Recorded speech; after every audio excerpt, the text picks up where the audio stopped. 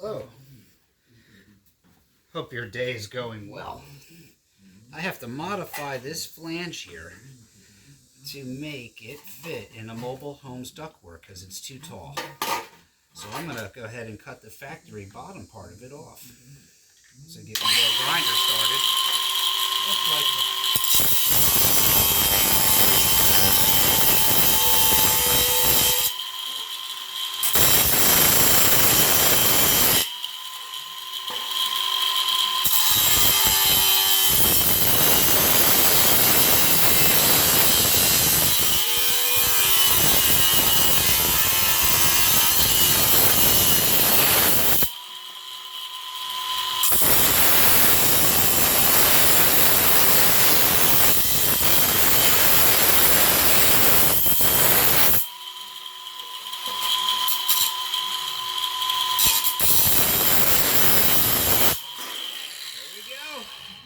All set.